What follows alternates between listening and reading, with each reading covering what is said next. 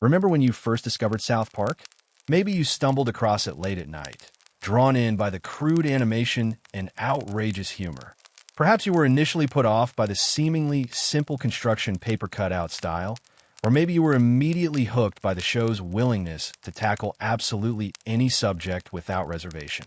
Either way, what you probably didn't expect was to find yourself, years later, genuinely invested in the intricate character development and surprisingly sophisticated storytelling that lies beneath all that profanity and chaos. South Park has been on the air for over 25 years now, and in that time, Trey Parker and Matt Stone have crafted something truly remarkable. What started as a simple Christmas card featuring animated construction paper has evolved into one of the most consistently sharp and socially relevant animated series in television history. But here's the thing that often gets lost in discussions about the show's cultural impact and controversial moments. South Park is secretly a masterclass in character development. While most people focus on the show's ability to satirize current events or push the boundaries of what's acceptable on television, there's an entirely different layer of appreciation waiting for those who look closer. These characters, despite their crude appearances and often outrageous behavior, have been developed with a level of consistency and depth that rivals any prestige drama. The writers have created distinct personalities, believable relationships, and genuine character growth that spans decades of storytelling. Consider this. Stan Marsh has been dealing with depression, cynicism, and the weight of constantly being the town's reluctant hero for over 2 decades of episodes. Kyle Broflovsky's moral compass and his burden of always being right has created a character study in frustration and perseverance. Even Eric Hartman, arguably one of television's most despicable characters, has layers of complexity that reveal themselves in quiet moments between his schemes and manipulations. What makes this even more fascinating is how these character details often exist in the margins of episodes focused on completely different topics. While the main plot might be about the latest social media trend or political controversy, there are subtle character moments happening in the background that reward longtime viewers who pay attention. Kenny's poverty isn't just a running gag about his parka and muffled speech. It's a consistent element that affects how he interacts with the world. Butter's eternal optimism isn't just comic relief. It's a survival mechanism developed in response to his chaotic home life.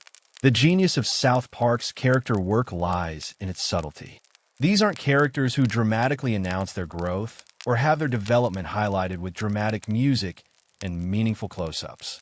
Instead, their evolution happens gradually, almost imperceptibly, woven into the fabric of episodes that might seem to be about completely different things. It's the kind of storytelling that rewards attention and patience, perfect for those quiet moments when you want to appreciate the craft behind the chaos. This is why South Park works so well as background viewing for studying or falling asleep. The show's episodic nature means you can drop in anywhere without losing the thread, but the character consistency means there's always something deeper to discover if you're paying attention. It's comfort food for the brain, familiar voices and personalities that have become as reliable as old friends, even when they're dealing with the most absurd situations imaginable. What we're going to explore together over the next 15 chapters are those quiet character details that make South Park special. We're not here to discuss the show's most controversial moments or analyze its political commentary. Instead, we're going to dive deep into the mundane, everyday aspects of these characters that reveal the surprising amount of thought and care that goes into their creation. We'll examine how Stan's relationship with his grandfather reveals his capacity for empathy beyond his years. We'll explore how Kyle's academic achievements reflect his need to prove himself in a world that often dismisses his moral concerns.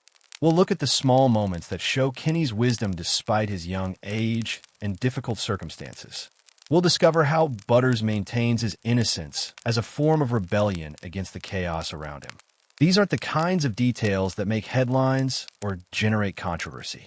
They're the small, human moments that ground even the most outrageous South Park episodes in something recognizable and real. They're the reason why, despite all the crude humor and shocking content, audiences have remained emotionally invested in these characters for over a quarter century. The beauty of focusing on these quieter aspects is that they reveal the incredible consistency of the show's universe. While South Park might tackle wildly different topics from episode to episode, the characters remain fundamentally themselves, reacting to new situations in ways that feel authentic to who they've been established to be. This consistency creates a sense of reliability that's surprisingly comforting, even when the circumstances are anything but normal.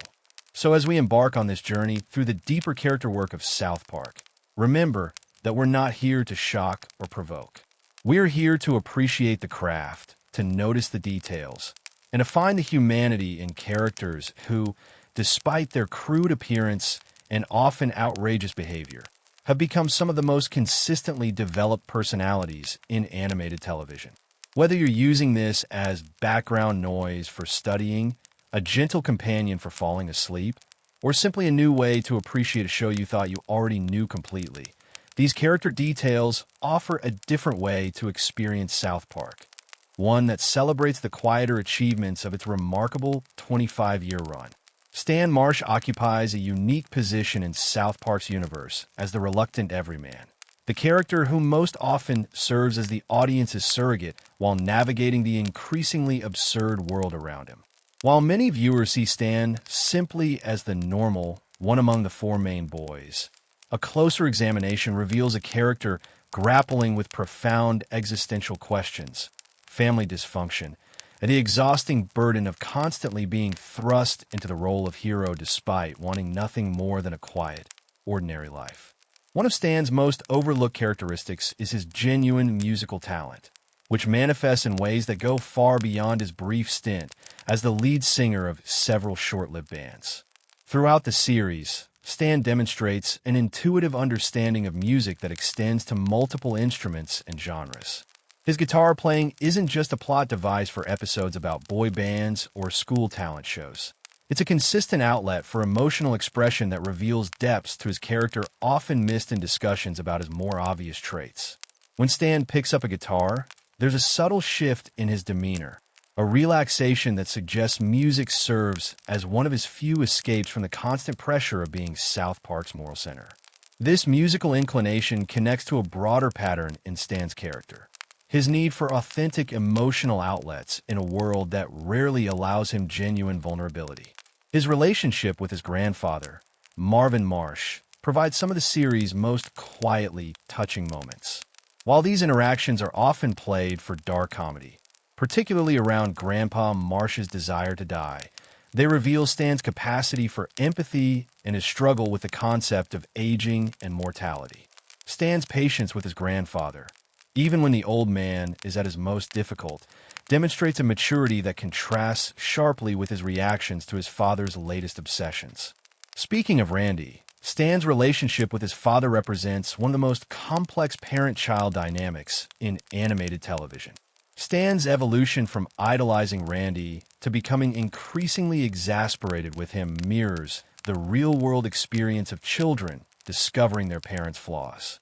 However, what makes this particularly poignant in Stan's case is how often he finds himself being more mature than the adult who's supposed to be guiding him. The quiet moments where Stan tries to reason with Randy, or the resigned sighs when he realizes his father has once again gotten carried away with some new passion, paint a picture of a child forced to grow up too quickly. Stan's animal rights activism, while sometimes played for laughs, reveals another layer of his character that often goes unexamined. His vegetarianism isn't just a phase or a plot point. It's a consistent character trait that reflects his genuine empathy for suffering and his willingness to make personal sacrifices for his beliefs. The fact that he maintains this dietary choice despite living in a town where hunting and meat consumption are deeply ingrained cultural practices speaks to his moral conviction and his comfort with being different when his principles are at stake. Perhaps most fascinating is Stan's gradual development of what can only be described as clinical depression, particularly evident in later seasons. This isn't the typical teenage angst found in many coming-of-age stories, but a genuine psychological condition that affects how he interacts with the world. His increasing cynicism isn't just character development. It's a realistic portrayal of how constant exposure to chaos and responsibility can affect a young person's mental health. The episodes where Stan sees everything as shit aren't just crude humor. They're surprisingly accurate depictions of depression's ability to drain color and meaning from previously enjoyable experiences. This depression manifests most clearly in Stan's relationship with his on and off girlfriend, Wendy Testaberger. Their relationship serves as a barometer for Stan's emotional state throughout the series. When he's struggling with depression or overwhelmed by the latest crisis in South Park, his inability to connect with Wendy becomes apparent. Their breakups and reunions aren't just plot devices. They reflect Stan's ongoing struggle to maintain normal relationships while dealing with extraordinary circumstances and his own mental health challenges. Stan's role as the reluctant hero creates an interesting dynamic where he's simultaneously the most normal character and the one most burdened by abnormal responsibilities. Unlike Kyle, who often seeks out moral battles, or Cartman, who creates chaos for his own amusement, Stan repeatedly finds himself dragged into situations he'd rather avoid. His leadership during crises isn't born from ambition or a savior complex. It emerges from necessity and his inability to stand by when others are suffering.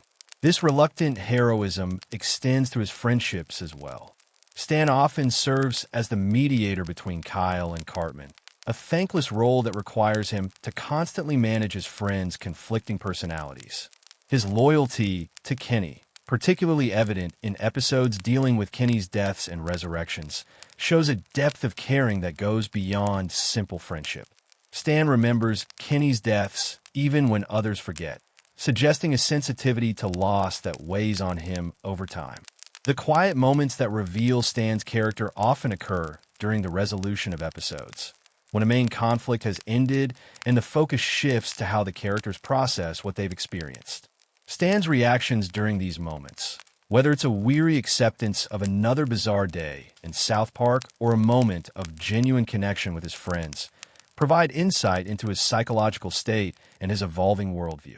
Stan's academic performance, while not highlighted as often as Kyle's achievements, reveals another aspect of his character. He's clearly intelligent and capable, but his grades and school performance often suffer when he's dealing with external pressures. This realistic portrayal of how stress affects academic achievement adds another layer to his character development and helps explain why he sometimes struggles to live up to expectations. What makes Stan Marsh truly compelling as a character study is how he represents the ordinary person trying to maintain their humanity in extraordinary circumstances. His quiet moments of reflection, his genuine care for others despite his growing cynicism, and his continued efforts to do the right thing even when it's difficult or thankless, create a character whose depth rewards careful observation and long-term viewing. Kyle Broflovsky stands as South Park's moral compass, a role that might seem straightforward on the surface, but reveals incredible complexity when examined more closely. While many viewers recognize Kyle as the character who delivers the show's ethical lessons, fewer appreciate the psychological toll this responsibility takes on a 10-year-old boy who consistently finds himself being right in a world that rarely wants to hear the truth. Kyle's academic excellence isn't just a character trait designed to make him the smart kid in the group. It's a fundamental part of his identity that stems from both his natural intelligence and his deep-seated need to understand and explain the world around him. His straight-A performance in school represents more than just good study habits. It's his way of imposing order on the chaos that constantly surrounds him in South Park. When Kyle throws himself into research for a school project or stays up late studying, he's not just being a good student. He's exercising the same analytical skills that drive him to find logical solutions to his town's endless parade of problems. This academic drive connects directly to Kyle's role as the group's researcher and fact-checker. In episode after episode, Kyle is the one who discovers the real story behind South Park's latest crisis, often through careful investigation and critical thinking that his friends either can't or won't apply. His ability to see through manipulation and propaganda isn't just plot convenience. It's the result of a systematic approach to understanding the world that he's developed as a coping mechanism for living in a place where logic rarely prevails. Kyle's relationship with his adoptive brother Ike reveals perhaps the most genuine and uncomplicated love in his life. While his friendships are often complicated by moral disagreements, and his family relationships carry the weight of expectation and cultural identity, Kyle's bond with Ike represents pure, protective affection. The way Kyle talks to Ike, explains things to him, and worries about his well-being shows a nurturing side that contrasts sharply with his often argumentative public persona. These quiet moments between the brothers provide some of the series' most touching scenes, revealing Kyle's capacity for unconditional love and his natural instinct to protect the innocent. The burden of being consistently right creates a unique form of isolation for Kyle. While other characters can be wrong, learn from their mistakes, and move on, Kyle rarely has the luxury of being incorrect about the big picture. This pattern creates a psychological weight that manifests in his increasing frustration with authority figures, his impatience with willful ignorance, and his sometimes desperate attempts to make others see reason. His famous speeches aren't just moral grandstanding. They're the expressions of someone who genuinely believes that if he can just explain things clearly enough, people will make better choices. Kyle's Jewish identity in predominantly Christian South Park provides another layer of complexity to his character development. His struggle isn't just about being different. It's about maintaining faith and cultural identity while constantly having to defend and explain his beliefs to others. The way Kyle handles anti-Semitic comments and situations reveals a resilience that goes beyond simple thick skin. He's developed strategies for dealing with prejudice that range from patient education to righteous anger, depending on the situation and the people involved. This religious and cultural identity also creates tension within Kyle's own family dynamics. His mother Sheila's activism and his father Gerald's various pursuits sometimes embarrass Kyle, not because he's ashamed of being Jewish, but because their actions often draw unwanted attention to the family's differences. Kyle's attempts to balance loyalty to his family with his desire to fit in with his peers creates subtle moments of internal conflict that add depth to his character beyond his role as the moral center of the group. Kyle's friendship with Stan represents one of the most stable relationships in his life, built on mutual respect and shared values. However, even this friendship carries complexity, particularly as Stan becomes more cynical and depressed in later seasons. Kyle often finds himself in the position of trying to motivate and encourage his best friend while dealing with his own frustrations about their town's endless problems. The subtle shifts in their dynamic over the years reflect how even the strongest friendships must adapt to personal growth and changing circumstances. Perhaps most interesting is Kyle's evolving relationship with Eric Cartman, which goes far beyond simple antagonism. While Cartman serves as Kyle's ideological opposite, their interactions reveal Kyle's struggle with his own capacity for anger and revenge. The moments when Kyle loses his temper with Cartman aren't just comedic releases. They represent his ongoing battle between his moral principles and his very human desire for justice, or sometimes just satisfaction. These conflicts force Kyle to constantly examine his own motivations and moral boundaries. Kyle's athletic abilities, while not as prominently featured as his academic achievements, reveal another aspect of his character. His competitiveness in sports and games isn't just about winning. It's about proving that intellectual superiority doesn't mean physical weakness. This competitive streak extends to his academic work as well, where his drive to excel sometimes borders on perfectionism. The pressure Kyle feels to be the voice of reason creates moments of genuine vulnerability that are easy to miss amid his more prominent moral speeches. His occasional breakdowns, moments of doubt, and rare admissions of uncertainty reveal the very real stress that comes with constantly fighting for what's right in a world that often punishes those who speak truth to power. These quieter moments of struggle make his victories more meaningful and his persistence more admirable. Kyle's relationship with his parents reflects the complex dynamics of a gifted child who has outgrown his parents' ability to guide him in many areas. While Gerald and Sheila love their son, and support his achievements. Kyle increasingly finds himself having to navigate moral and ethical decisions without parental guidance, simply because he's already surpassed their wisdom in many areas. This premature independence contributes to his serious demeanor and his sense of responsibility for others. What makes Kyle Broflovsky truly compelling is how he represents the challenge of maintaining moral conviction in an immoral world. His character demonstrates that being right isn't always rewarding, that intelligence can be isolating, and that the burden of moral leadership often falls on those least equipped by age and experience to handle it, yet who possess the courage and conviction to try anyway. Eric Cartman presents one of the most fascinating psychological studies in animated television, a character whose surface-level awfulness masks layers of complexity that reveal themselves in unexpected moments throughout the series. While most discussions of Cartman focus on his schemes, manipulation, and general sociopathy, a deeper examination reveals a character whose psychology is far more nuanced than his reputation as South Park's primary antagonist might suggest. Perhaps the most intriguing aspect of Cartman's character is his relationship with his mother, Leanne, which operates on multiple levels of dysfunction and genuine affection. While their dynamic is often played for comedy, particularly around Leanne's permissive parenting and career choices, there are quiet moments that reveal the real emotional bond between them.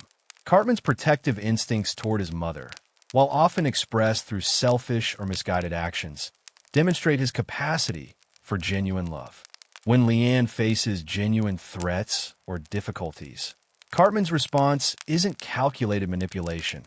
It's authentic concern for the one person who has consistently shown him unconditional love. This relationship also reveals one of Cartman's most carefully hidden vulnerabilities, his fear of abandonment. His extreme reactions to any suggestion that his mother might not always be available to him go beyond simple, spoiled child behavior. They reflect a deep-seated anxiety about losing the one relationship in his life that doesn't require him to maintain a facade or compete for affection. The rare moments when Cartman expresses genuine gratitude toward his mother, usually when he thinks no one else is listening, provide glimpses of emotional authenticity that contrast sharply with his public persona. Cartman's business acumen represents another fascinating aspect of his character that often gets overlooked in favor of his more outrageous schemes. His ability to identify market opportunities, create business plans, and execute complex ventures demonstrates a level of intelligence and strategic thinking that extends far beyond simple cunning. Whether he's running a theme park, creating a boy band, or developing elaborate money-making schemes, Cartman displays an intuitive understanding of human psychology and market dynamics that would be impressive in an adult, let alone a 10-year-old child. What makes these business ventures particularly interesting is how they reveal Cartman's genuine creativity and work ethic when he's motivated by something he cares about. Despite his reputation for laziness, Cartman is capable of incredible dedication and attention to detail when pursuing his goals. His ability to see projects through to completion, even when they require sustained effort and planning, suggests that his academic underperformance isn't due to lack of ability, but rather lack of interest in traditional educational structures. The complexity of Cartman's psychology becomes most apparent in his rare moments of genuine vulnerability. When stripped of his usual defenses, whether through isolation, genuine fear, or unexpected kindness from others, Cartman occasionally reveals glimpses of the insecure child beneath the manipulative exterior.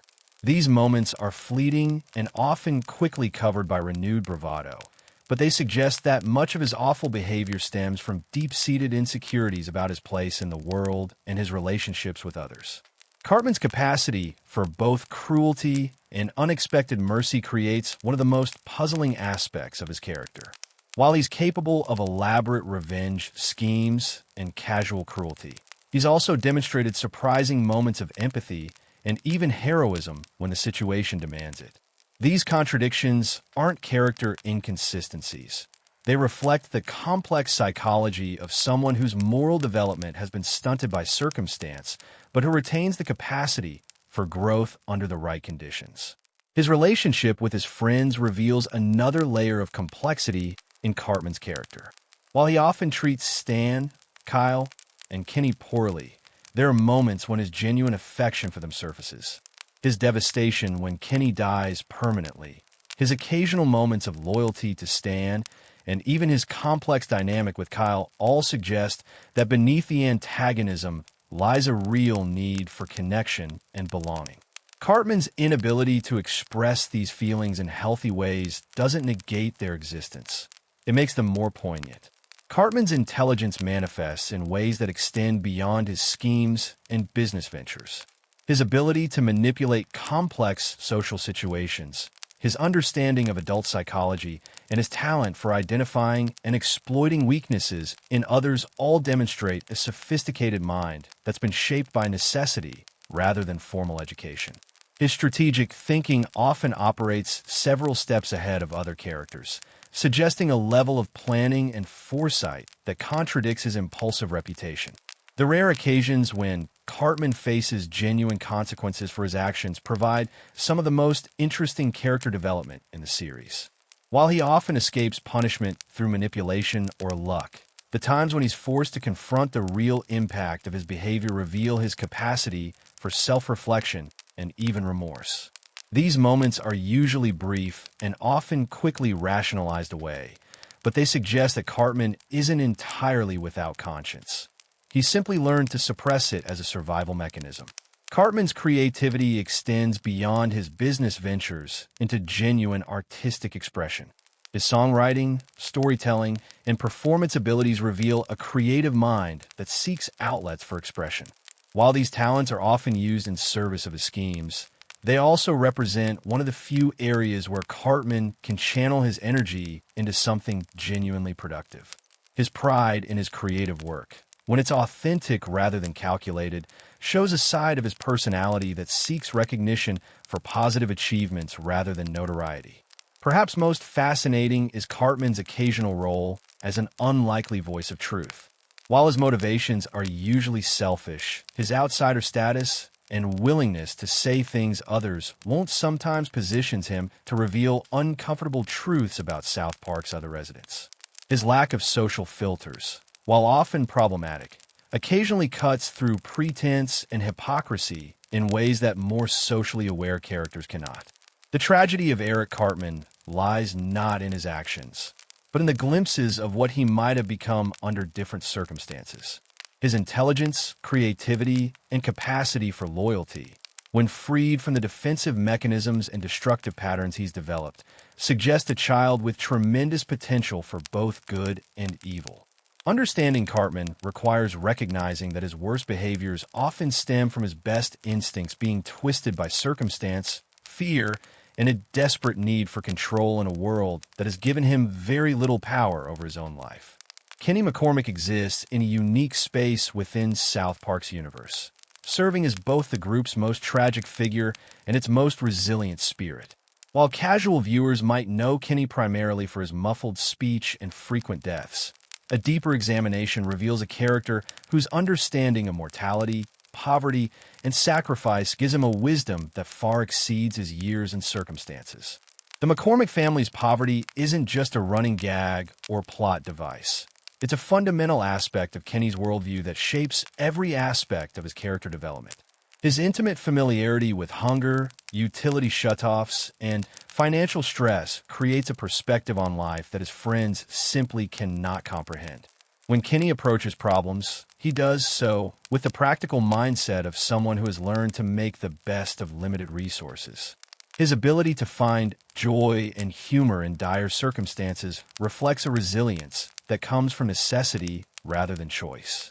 This economic reality manifests in Kenny's relationship with material possessions in ways that reveal his character's depth. While Stan, Kyle, and Cartman often take their belongings for granted, Kenny treats every toy, game, or treat as precious because he understands its true cost.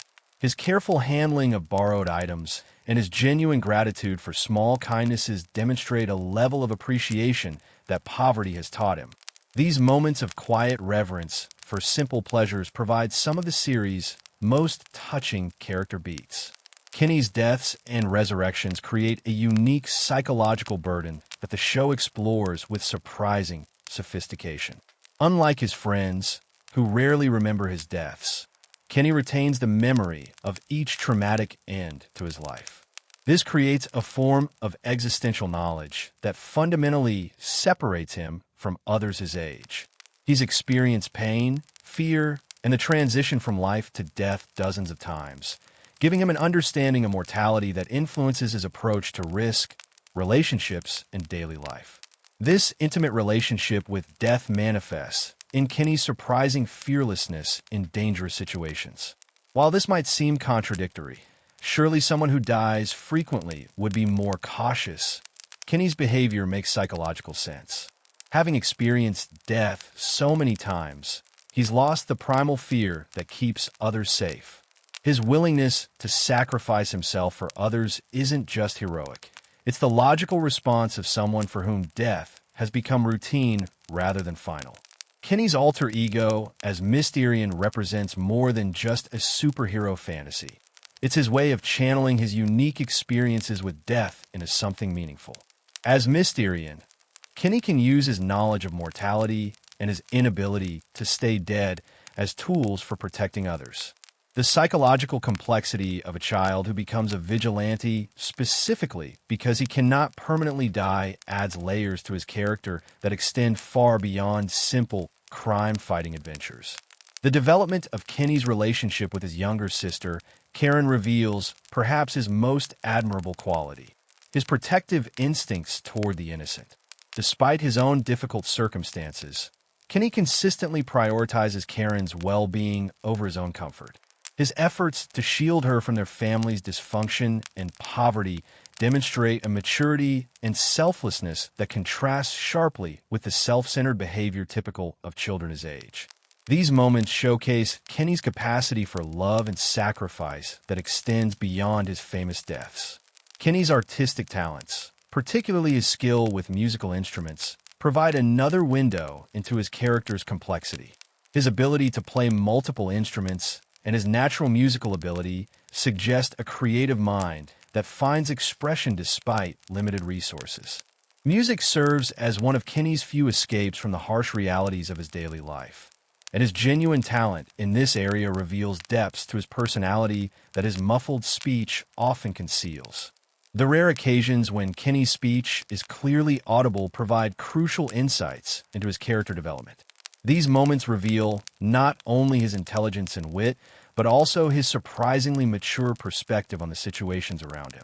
Kinney often demonstrates understanding of adult concepts and social dynamics that his clear-speaking friends miss entirely. His muffled speech isn't just a running gag. It's a metaphor for how society often ignores the voices of the poor and marginalized. Kinney's loyalty to his friends, despite their often casual attitude toward his deaths, speaks to his capacity for forgiveness and his deep need for connection. He continues to value friendships that might seem one-sided to outside observers, because he understands that these relationships represent his primary source of stability and normalcy. His persistence in maintaining these bonds, even when his friends fail to remember his sacrifices, demonstrates both his emotional resilience and his fundamental need for belonging. The complexity of Kinney's relationship with his parents reveals another layer of his character development. While Stuart and Carol McCormick are often portrayed as negligent or irresponsible, Kinney's interactions with them show his understanding of their limitations rather than simple resentment. He's learned to navigate their substance abuse and financial irresponsibility while maintaining emotional connections to them. This balance between love and realistic expectations demonstrates emotional maturity that many adults struggle to achieve. Kinney's academic performance, while not highlighted as prominently as his deaths, reveals a character who performs adequately in school despite significant disadvantages. His ability to keep up with his classwork while dealing with hunger, unstable housing, and family crisis demonstrates remarkable focus and determination. The fact that he maintains friendships with academically gifted classmates like Kyle suggests an intelligence that transcends formal education. Perhaps most remarkably, Kenny maintains his essential humanity despite repeated exposure to death and trauma. His capacity for joy, friendship, and hope in the face of circumstances that would break many adults speaks to an inner strength that defines his character. His deaths, rather than making him callous or bitter, seem to have reinforced his appreciation for life and his commitment to protecting others from similar fates. Kenny McCormick represents the resilience of the human spirit in the face of overwhelming adversity. His character demonstrates that wisdom doesn't always come from privilege or education. Sometimes it emerges from the necessity of surviving circumstances that would defeat others. His quiet strength, protective instincts, and persistent optimism create a character whose depth rewards careful attention and whose story provides hope that goodness can flourish even in the most difficult circumstances. Butterscotch embodies one of the most psychologically fascinating character studies in South Park, representing the remarkable resilience of childhood innocence in the face of overwhelming trauma and chaos.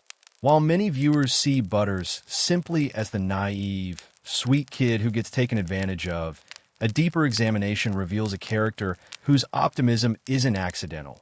It's a carefully maintained survival strategy that allows him to navigate a world that consistently fails to protect him. The Stotch household presents one of the most dysfunctional family environments in South Park, yet Butters' response to this dysfunction reveals extraordinary emotional intelligence. His parents, Linda and Steven, subject him to psychological manipulation, physical punishment, and emotional abuse that would traumatize most children into either rebellion or withdrawal. Instead, Butters has developed a remarkable ability to find joy and meaning in small moments while maintaining his core personality. This isn't simple naivety. It's an active choice to preserve his sense of wonder despite evidence that the world can be cruel and unfair. Butters' creative imagination serves as more than just childish fantasy. It's a sophisticated coping mechanism that allows him to process difficult experiences through play and storytelling. His elaborate games, imaginary scenarios, and creative projects provide him with emotional outlets that his family environment doesn't offer. When Butters creates detailed backstories for his toys or invents complex adventures, he's not just playing. He's developing narrative tools that help him understand and manage his emotional experiences. This creativity extends into his business ventures, which reveal an entrepreneurial spirit that mirrors his psychological resilience. From his Kiss business to various other schemes, Butters demonstrates an ability to identify opportunities and create value from simple ideas. His success in these ventures isn't just luck. It reflects his natural understanding of human nature and his ability to provide something people genuinely want. Unlike Cartman's manipulative business practices, Butters' enterprises typically benefit everyone involved, showing his instinctive grasp of ethical business principles. The development of Butters' alter ego, Professor Chaos, represents a fascinating psychological response to his consistently passive role in most situations. While Professor Chaos appears to be a simple parody of supervillains, the persona actually serves as Butters' way of expressing frustration and asserting agency in a life where he's rarely allowed control.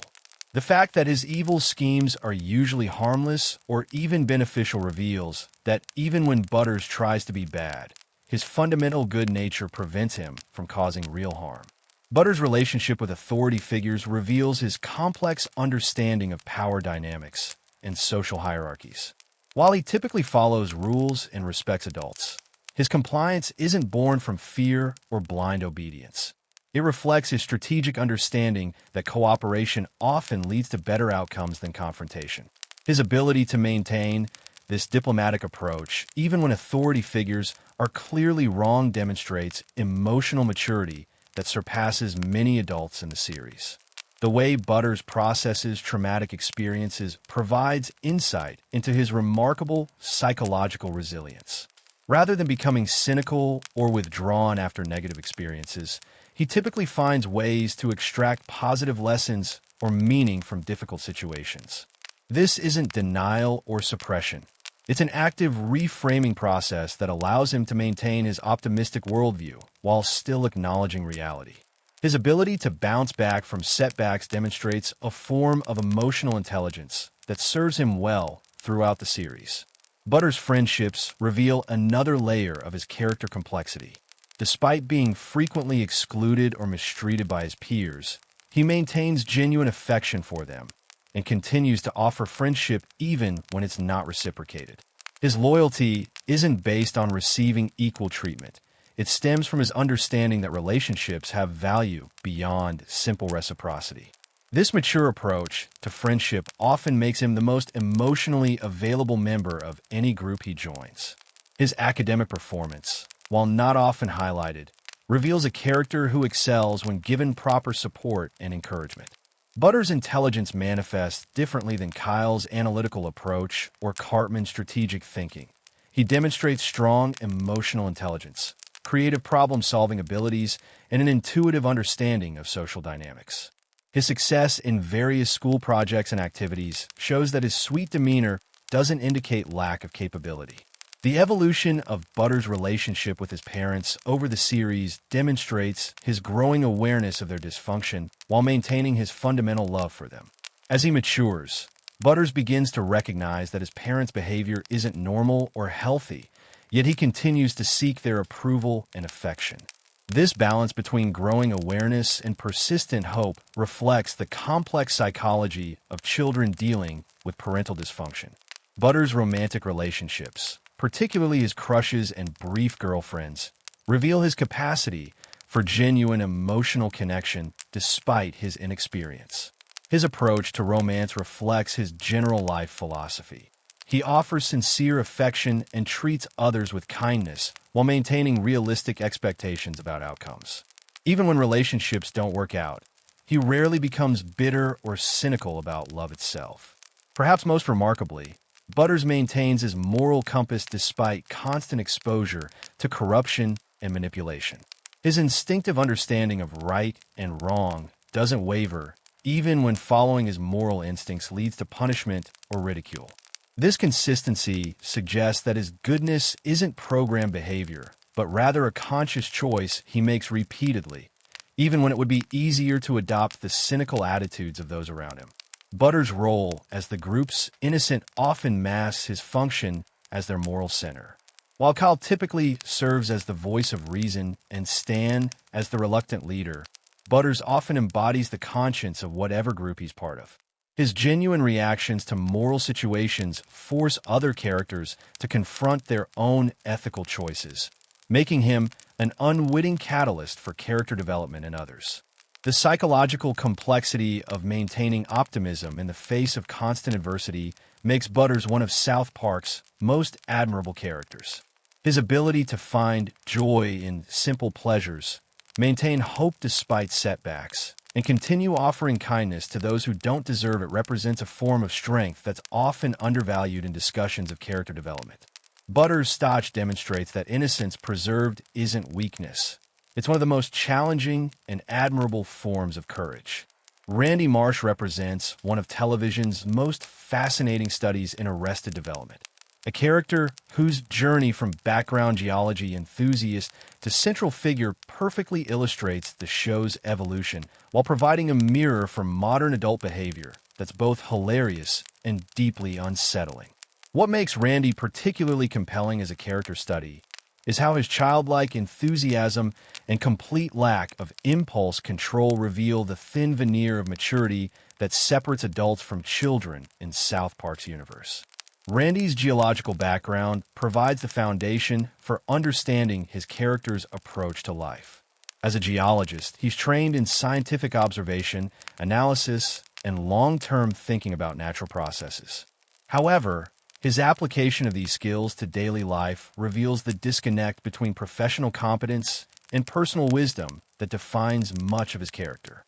He can analyze rock formations and understand geological timescales, yet he's completely unable to predict the obvious consequences of his latest obsession or scheme. This professional background also explains Randy's tendency toward intense, short-lived passions. Geology requires the ability to become deeply fascinated with very specific subjects: mineral compositions, sedimentary layers, volcanic activity, for extended periods. Randy simply applies this same capacity for obsessive focus to whatever captures his attention, whether it's cooking shows, marijuana cultivation, or becoming a pop star. His scientific mind, designed for patient observation and hypothesis testing, becomes a liability when applied to social situations that require emotional intelligence rather than analytical thinking. Randy's relationship with his family reveals the complexity of his character beyond his more outrageous public behavior. His love for Stan is genuine and deep, even when his actions consistently embarrass or disappoint his son. The evolution of their relationship throughout the series charts Randy's transformation from figure Stan looked up to into someone Stan increasingly has to parent. This role reversal creates some of the series' most poignant moments, particularly when Randy's childlike excitement conflicts with Stan's need for a stable parental figure. The dynamic between Randy and Sharon provides insight into long-term relationship maintenance when one partner refuses to mature emotionally. Sharon's patience with Randy's endless cycles of obsession and disappointment demonstrates the real work required to maintain a marriage with someone whose emotional development stopped in adolescence. Her occasional breakdowns and frustrated outbursts aren't just comedic moments. They reflect the exhaustion that comes from being the only adult in a household of children, including her husband. Randy's career transitions reveal another fascinating aspect of his character psychology. His move from geology to various other pursuits, farming, entertainment, business ventures, reflects a restlessness that goes beyond simple career dissatisfaction. Each new profession represents Randy's attempt to find an identity that matches his grandiose self-image while avoiding the mundane responsibilities that actual career success requires.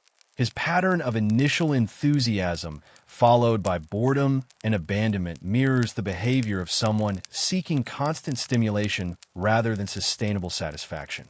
The marijuana farm era of Randy's character development provides perhaps the clearest window into his psychological makeup.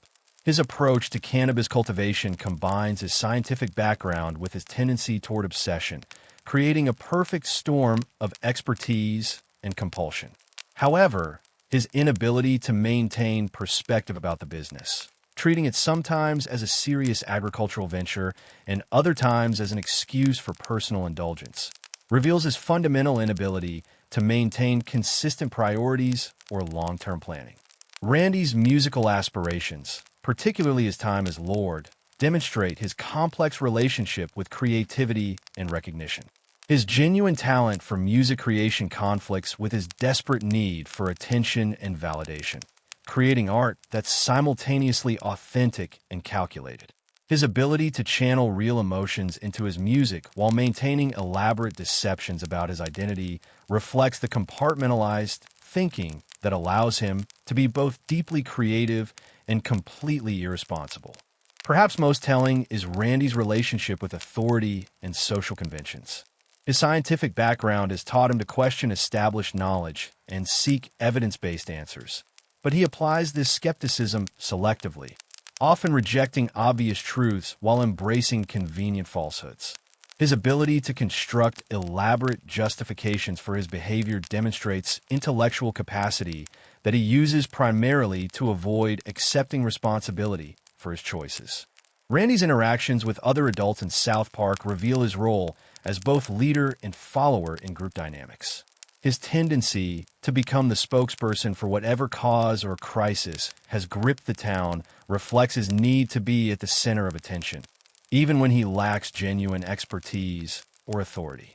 However, his equal willingness to abandon these leadership roles when they become inconvenient shows that his desire for attention outweighs any real commitment to the causes he temporarily champions. The evolution of Randy's character from peripheral figure to central protagonist mirrors changes in both the series and broader cultural attitudes toward adult behavior. As South Park has increasingly focused on adult characters behaving badly, Randy has become the perfect vehicle for exploring themes of midlife crisis, consumer culture, and the cultural acceptance of extended adolescence. His behavior serves as both satire and warning about what happens when adults refuse to accept the responsibilities that come with age and privilege. Randy's relationship with technology and social media provides another lens through which to examine his character development. His enthusiastic adoption of new platforms and trends, combined with his complete misunderstanding of their social implications, reflects the broader challenge many adults face in navigating rapidly changing cultural landscapes. His mistakes aren't just generational misunderstandings. They're the result of approaching complex social technologies with the same impulsive enthusiasm he brings to every other aspect of his life. What makes Randy Marsh truly compelling as a character study is how he embodies the modern crisis of adult identity in a culture that increasingly values youth, novelty, and personal fulfillment over traditional markers of maturity like stability, responsibility, and delayed gratification. His character serves as both comedy and cautionary tale, demonstrating how intelligence and education without wisdom and self-control can create more problems than ignorance ever could. Randy represents the eternal adolescent in all of us, taken to its logical extreme. The female characters of South Park occupy a unique position in the show's universe, often serving as the actual voices of reason while being systematically overlooked or dismissed by their male counterparts. While the series has sometimes been criticized for its male-centric focus, a closer examination reveals that the girls often possess the emotional intelligence, practical wisdom, and moral clarity that the boys consistently lack, making their marginalization a deliberate commentary on how society undervalues female perspectives. Wendy Testaberger stands as perhaps the most consistently rational character in the entire series, yet her role is frequently reduced to being Stan's on and off girlfriend. This reduction obscures the fact that Wendy is often the first to identify problems, propose solutions, and take meaningful action while the boys are still arguing about basic facts. Her academic excellence surpasses even Kyle's achievements, yet she rarely receives recognition for her intellectual contributions to resolving South Park's crises. Her activism isn't just teenage rebellion. It represents a sophisticated understanding of social justice issues that the adult characters consistently fail to grasp. Wendy's relationship with power and authority reveals another layer of her character complexity.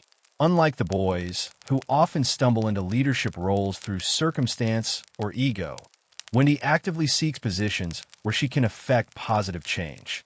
Her campaigns for student body president aren't driven by personal ambition, but by genuine desire to improve conditions for her fellow students. Her ability to organize, delegate, and maintain focus on long-term goals demonstrates leadership skills that far exceed those displayed by most adult characters in the series. The evolution of Wendy's relationship with Stan provides insight into how intelligent women navigate relationships with well-meaning but emotionally unavailable partners. Her patience with Stan's depression and cynicism, combined with her eventual recognition that she cannot fix him, reflects mature understanding of relationship dynamics that most adults struggle to achieve. Her decision to break up with Stan isn't portrayed as cruelty, but as self-preservation, the realistic choice of someone who refuses to sacrifice her own growth for someone else's stagnation. B.B. Stevens represents a different but equally complex female perspective, embodying the social dynamics and peer pressure that shape adolescent development. While often dismissed as superficial due to her interest in fashion and boys, BB demonstrates sophisticated understanding of social hierarchies and group dynamics. Her ability to navigate the complex world of elementary school politics while maintaining genuine friendships reveals emotional intelligence that serves her well in various crisis situations. BB's relationship with beauty standards and femininity provides commentary on how young girls internalize societal expectations about appearance and behavior. Her moments of insecurity about her looks or social status aren't just vanity. They reflect the very real pressure girls face to conform to narrow definitions of acceptability. Her resilience in the face of these pressures, combined with her loyalty to her friends, creates a character who is both influenced by societal expectations and strong enough to transcend them when necessary. The other girls in the class, Red, Annie, Esther, and others, while less developed individually, collectively represent the social support networks that girls create to navigate childhood and adolescence. Their group dynamics demonstrate cooperation and emotional support in ways that contrast sharply with the competitive and often cruel interactions among the boys. These friendships serve as psychological anchors that help individual girls maintain stability even when facing difficult circumstances. The adult women of South Park provide another perspective on female roles and agency within the community. Characters like Sharon Marsh, Sheila Broflovsky, and Leanne Cartman represent different approaches to motherhood, marriage, and personal identity in a town that consistently undervalues women's contributions. Sharon's increasing frustration with Randy's behavior, Sheila's activism and community involvement, and even Leanne's unconventional lifestyle choices all represent different strategies for maintaining agency and identity within limiting circumstances. Perhaps most significantly, the girls consistently demonstrate superior conflict resolution skills compared to their male peers. When problems arise, the girls typically approach them through communication, compromise, and collaborative problem solving. Their solutions may be less dramatic than the boys' adventures, but they're often more effective and sustainable. This pattern suggests that the girls' approach to problem solving is actually superior, making their exclusion from major storylines a loss for the entire community. The girls' academic performance collectively surpasses that of the boys, yet this achievement rarely translates into recognition or leadership opportunities within the show's narrative structure. This pattern reflects real-world educational statistics, while highlighting how academic success doesn't necessarily correlate with social power or influence. The girls' ability to excel academically while also maintaining social relationships demonstrates a balance that most of the boys struggle to achieve. Wendy's political activism deserves particular attention as it represents one of the most sophisticated understanding of systemic issues displayed by any character in the series. Her recognition that individual actions must be combined with structural change to create meaningful progress demonstrates political awareness that surpasses most adult characters. Her willingness to challenge authority figures, organize protests, and maintain focus on long-term goals reveals leadership potential that the series consistently underutilizes. The romantic relationships between the girls and boys reveal another layer of gender dynamics worth examining. The girls typically demonstrate greater emotional maturity, better communication skills, and more realistic expectations about relationship outcomes. Their frustration with their boyfriend's immaturity isn't just teenage drama. It reflects genuine incompatibility between partners operating at different levels of emotional development. The girls' exclusion from many of the boys' adventures isn't just narrative convenience. It represents the broader societal pattern of excluding female voices from decision-making processes, even when those voices might provide valuable perspectives or solutions. The occasional episodes that focus primarily on the girls often reveal that their problems and solutions are more grounded in reality and more likely to have lasting positive effects than the boys' more dramatic but ultimately superficial adventures. What makes the female characters of South Park particularly compelling is how they represent missed opportunities for their community. Their intelligence, emotional maturity, and practical wisdom could solve many of South Park's problems if their perspectives were valued and their voices heard.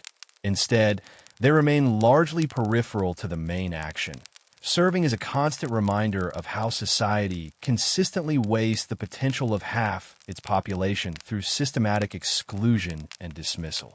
Token Williams, later revealed to actually be named Token Black in one of the series' most meta moments about representation and assumption, occupies a unique position in South Park's social ecosystem as both the wealthiest student and often the most grounded voice of reason. His character development over the series reveals the complex psychology of someone who exists at the intersection of privilege and otherness, demonstrating remarkable emotional intelligence while navigating the expectations and assumptions that come with being the lone black student in an overwhelmingly white community. Token's family wealth sets him apart from his classmates in ways that extend far beyond simple material advantages. The Williams household represents a level of sophistication and cultural refinement that contrasts sharply with most South Park families. His parents' emphasis on education, classical music, and high culture creates an environment where Token develops appreciation for art, literature, and intellectual pursuits that his peers often dismiss as pretentious or boring. This cultural capital provides him with perspectives and knowledge that frequently make him the most mature voice in any room. Yet it also creates distance between him and his classmates who can't relate to his experiences. His musical talents represent more than just a character trait designed to fulfill stereotypes. They reflect genuine artistic ability nurtured by educational opportunities and family support.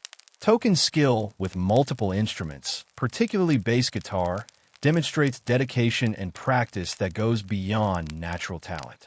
His musical abilities often provide him with emotional outlets and creative expression that help him process the social complexities of his daily life. When Token plays music, there's a visible relaxation in his demeanor that suggests these moments serve as escapes from the constant navigation of social expectations. The burden of representation weighs heavily on Token's character development throughout the series.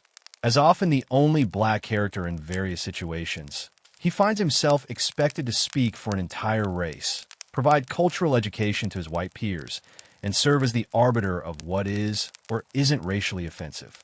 This pressure creates a form of social isolation that goes beyond simple minority status. It forces him into a teaching role that he never chose and responsibilities that no child should have to bear. Token's response to racial insensitivity reveals sophisticated emotional intelligence and remarkable restraint. Rather than exploding with anger or withdrawing completely, he typically tries to educate his peers about why their comments or actions are problematic. His patience with his friends' ignorance, while sometimes appearing as acceptance, actually demonstrates his understanding that education is more effective than confrontation in creating lasting change. This approach requires tremendous emotional labor that often goes unrecognized by those around him. His friendship dynamics reveal the complexity of maintaining relationships across cultural and economic divides. Token's loyalty to his South Park classmates, despite their frequent insensitivity and lack of understanding about his experiences, reflects his genuine desire for connection and belonging. He could easily use his family's wealth to attend private schools or associate with peers who share his cultural background.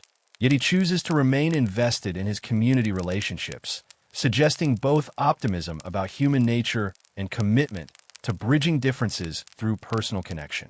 Token's academic performance consistently ranks among the top in his class. Yet this achievement often gets overshadowed by Kyle's more vocal intellectualism or attributed to stereotypical assumptions about his upbringing rather than recognized as individual excellence. His approach to learning emphasizes understanding and application rather than competition or show, reflecting values instilled by his family environment. This quiet competence often makes him the go-to person for practical solutions when his classmates find themselves in trouble. The evolution of Token's role from background character to more prominent figure mirrors the series' own growth in addressing representation and diversity.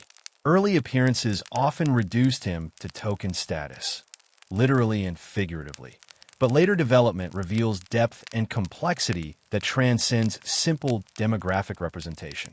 His character growth reflects both the writer's increasing awareness of representation issues and Token's own agency in defining his place within the group dynamic. Token's relationship with authority figures reveals another layer of his character complexity. Unlike many of his peers who rebel against or dismiss adult guidance, Token typically demonstrates respect for legitimate authority while maintaining the ability to question decisions that seem unfair or illogical. This balance between respect and critical thinking reflects family values that emphasize both social responsibility and personal integrity. His economic privilege creates interesting tensions within his character development. While his family's wealth provides opportunities and security that his classmates lack, It also creates expectations about behavior, achievement, and social responsibility that add pressure to his daily life. Token navigates these expectations while trying to maintain authentic friendships with peers who sometimes resent his advantages or assume his success comes easily because of his background. Token's emergence as a voice of reason in group situations often positions him as the adult in the room, despite being the same age as his peers. His ability to see through manipulation, identify logical fallacies, and propose practical solutions makes him invaluable during crises. Yet this competence sometimes isolates him from the more carefree aspects of childhood that his friends enjoy. His maturity, while admirable, sometimes comes at the cost of age-appropriate experiences and relationships. The revelation about his actual name, Token Black rather than Token Williams, provides meta-commentary on how representation in media often focuses on surface-level diversity rather than authentic character development. This moment forces both characters and audience to confront assumptions about identity, naming, and the ways that representation can become tokenism when not handled thoughtfully. Perhaps most remarkably, Token maintains his essential optimism and commitment to his community despite repeated disappointments and insensitivities from those around him. His continued investment in friendships that often fail to fully value his contributions demonstrates both remarkable forgiveness and genuine belief in the possibility of growth and understanding. Token Williams represents the hope that education, patience, and persistent kindness can eventually overcome ignorance and prejudice, even when progress feels impossibly slow. His character serves as a reminder that true inclusion requires more than just presence. It demands recognition, respect, and genuine effort to understand and value different perspectives and experiences. Craig Tucker and Tweak Tweak represent one of South Park's most fascinating character development arcs, transforming from background characters with minimal dialogue into a compelling study of how genuine relationships can emerge from the most unexpected circumstances. Their evolution from barely noticed classmates to central figures in discussions about anxiety, communication, and authentic connection demonstrates the series' ability to find depth in characters who initially seemed designed for simple comedic relief. Craig's defining characteristic has always been his deadpan delivery and apparent emotional detachment from the chaos that constantly surrounds his classmates. This isn't simple apathy or lack of intelligence. It's a carefully developed coping mechanism that allows him to navigate South Park's endless crises without becoming emotionally overwhelmed. His famous middle finger gesture and monotone, "I don't care," responses reflect someone who has learned that emotional investment in his town's absurd situations leads only to frustration and disappointment. This emotional regulation strategy reveals Craig's surprising psychological sophistication. While his peers get caught up in the drama of each new crisis, Craig maintains perspective by refusing to invest energy in situations beyond his control. His detachment isn't cruelty, it's self-preservation. When Craig does choose to engage emotionally, as he increasingly does with Tweak, his investment becomes all the more meaningful because it represents a conscious choice rather than reflexive response. Craig's relationship with his family, particularly his younger sister Trisha, provides insight into his capacity for genuine care beneath his indifferent exterior. His protection of Trisha and his quiet support during her own struggles reveal that his emotional distance is selective rather than universal.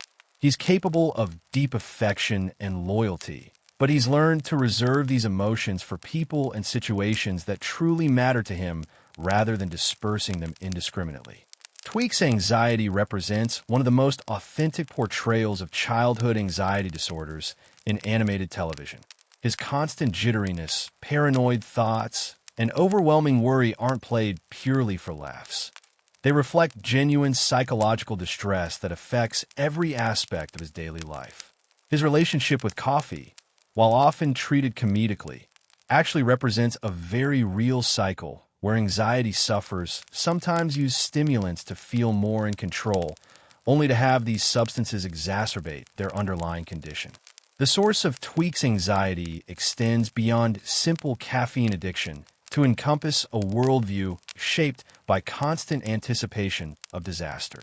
His parents' coffee shop business, with its emphasis on stimulation and energy, creates an environment where calm and relaxation are discouraged in favor of perpetual alertness. This upbringing has taught Tweak to see danger everywhere, making genuine relaxation feel dangerous rather than restorative. Tweak's artistic sensibilities, particularly his musical abilities, provide crucial outlets for his anxious energy. When he channels his nervous energy into creative expression, there's a visible shift in his demeanor that suggests these activities serve as genuine coping mechanisms rather than simple distractions. His creativity isn't despite his anxiety. It's often fueled by the same heightened sensitivity that makes everyday situations feel overwhelming. The development of Craig and Tweak's relationship represents a masterclass in how opposites can complement each other in healthy ways. Craig's emotional stability provides Tweak with a sense of security and grounding that he rarely experiences elsewhere, while Tweak's emotional openness helps Craig access feelings and experiences that his defensive detachment typically blocks. Their relationship works because each provides what the other lacks without trying to change the other's fundamental nature. Their communication patterns reveal sophisticated emotional intelligence despite their young age. Craig learns to recognize Tweak's anxiety triggers and develop strategies to help him feel safe without dismissing his concerns or trying to logic away his feelings.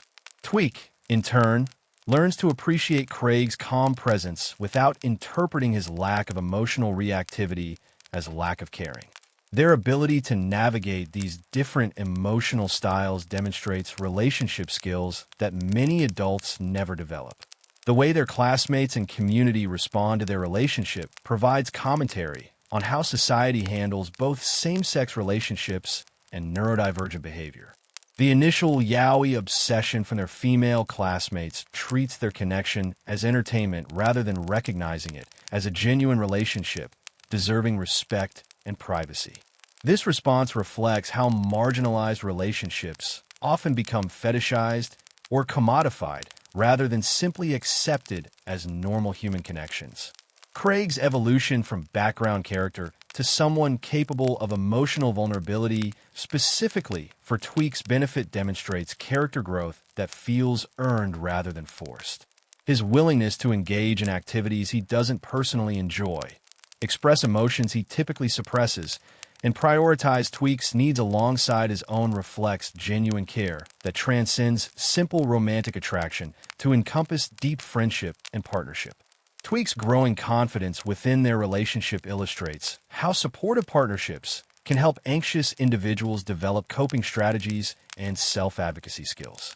With Craig's support, Tweak becomes more willing to express his needs, set boundaries, and engage with situations that previously felt overwhelming.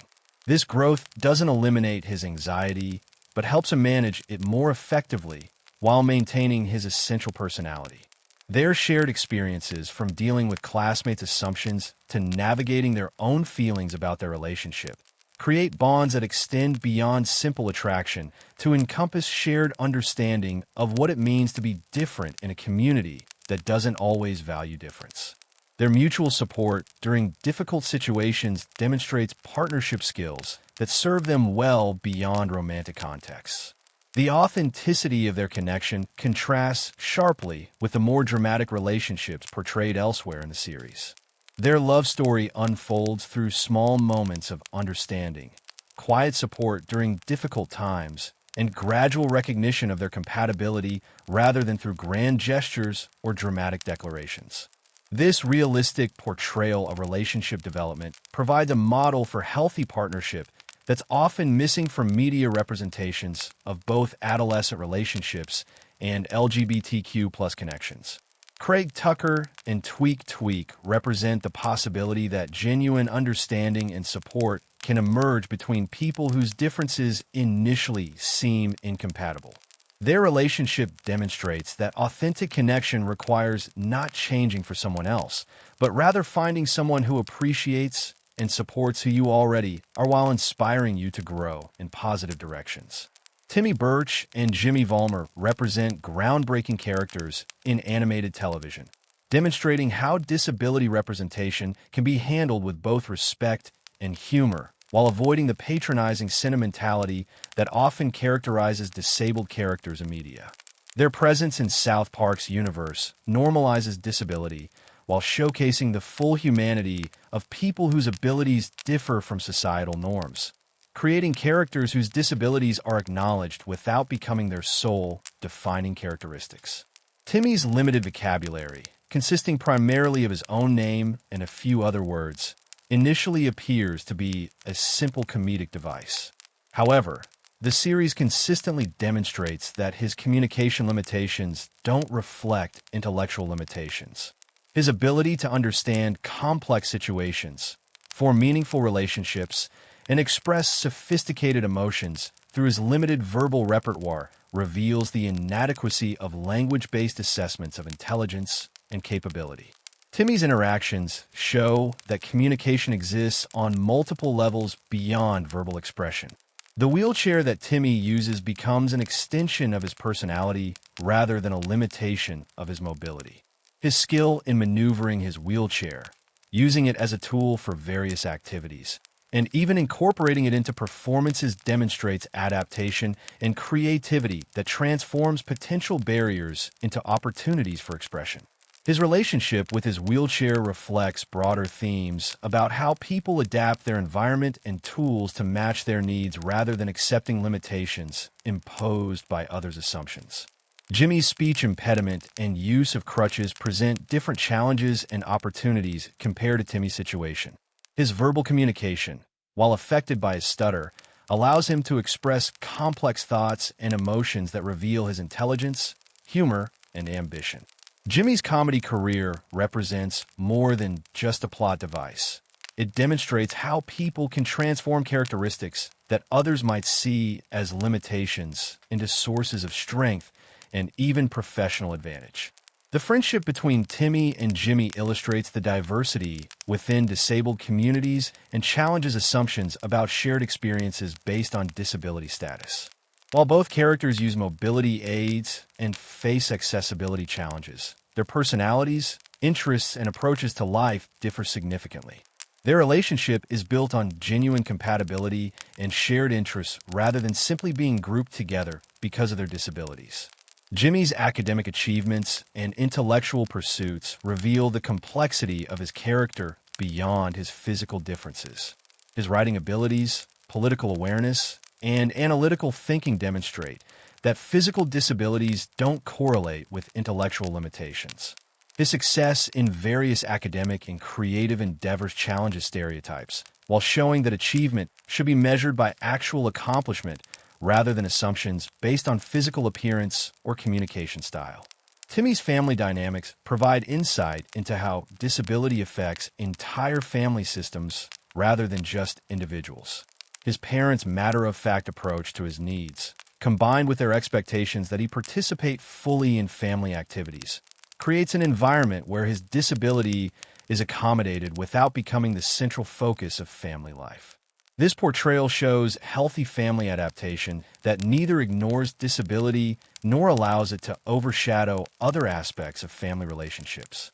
Both characters demonstrate agency and independence in ways that counter common media portrayals of disabled individuals as either helpless victims or inspirational superheroes.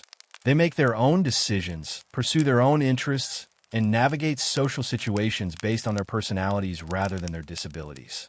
Their autonomy is consistently respected by the narrative, which allows them to succeed and fail based on their choices rather than their physical characteristics. The way their classmates interact with Timmy and Jimmy evolves throughout the series, reflecting growing understanding and acceptance that feels natural rather than forced. Initial awkwardness gives way to genuine friendship as their peers learn to communicate effectively and recognize their individual personalities. This progression demonstrates how familiarity and direct interaction can break down barriers created by unfamiliarity and assumption. Jimmy's romantic relationships and social aspirations challenge stereotypes about disabled individuals' capacity for typical adolescent experiences. His crushes, dating experiences, and social ambitions reflect normal teenage development that happens to occur within the context of disability rather than being defined by it. These storylines normalize the idea that disabled individuals have the same emotional and social needs as their non-disabled peers. Timmy's participation in various school and community activities demonstrates inclusion in practice rather than just theory. Whether participating in school performances, joining clubs, or attending social events, his presence is treated as normal rather than special or extraordinary. This consistent inclusion creates a model for how communities can accommodate different needs without making accommodation the central focus of every interaction. The series uses both characters to explore accessibility issues in ways that feel organic to the storytelling rather than preachy or educational. When buildings lack ramps, when communication barriers arise, or when social situations create challenges, these problems are addressed practically and often humorously without becoming the central focus of entire episodes. This approach demonstrates how accessibility can be integrated into broader narratives rather than being treated as a separate issue. Both Jimmy and Timmy display competitive spirits and personal ambitions that drive their character development beyond their disabilities.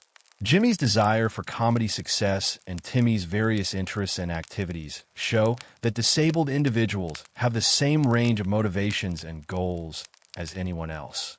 Their determination to succeed in their chosen areas reflects personal drive rather than inspirational overcoming of obstacles.